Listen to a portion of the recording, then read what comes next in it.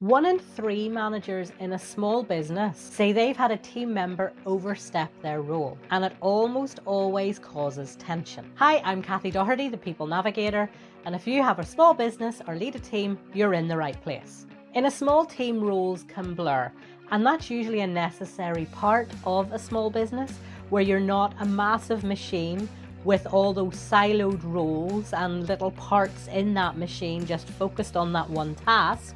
But when someone starts acting like they're running the show when they're actually not, it can undermine your authority and the team environment. Now, the goal isn't to put them back in their box, put them back in their place harshly, but to re-establish those healthy boundaries and understand what's going on. Spot the signs early. This could be that they're giving instructions to people without your agreement or involvement, or they're making decisions well outside of their remit, or speaking on behalf of the business without your permission. We're not talking about somebody showing their initiative.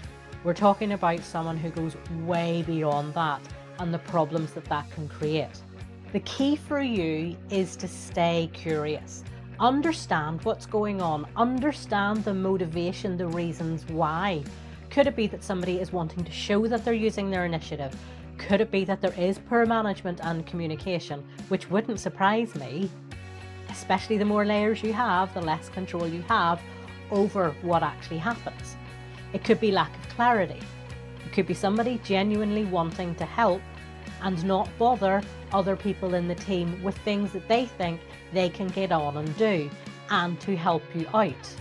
It's important for you to understand the difference between somebody coming with good intentions versus someone who's in a bit of a power grab or a bit of a bully.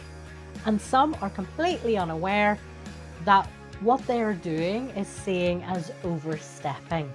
Before you then have the conversation with an individual, revisit the role that you have defined. And a word of caution, we generally don't like it when somebody says, that's not in my job description. So you need to be careful that your response isn't, that's not in your job description.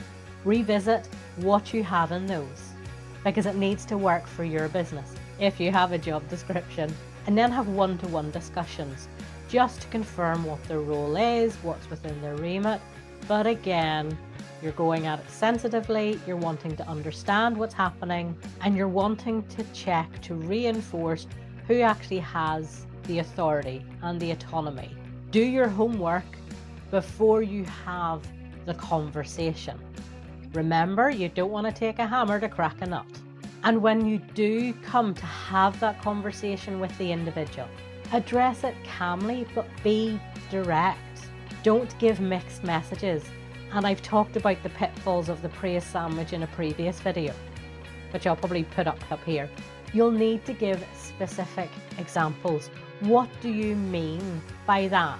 Be clear, and this is why you need to do your preparation first, so you are crystal clear and you don't confuse things further. If you don't go in prepared with clarity, you'll actually upset the employee. You'll make everything a whole lot worse than if you said nothing at all. As part of this, explain the impact.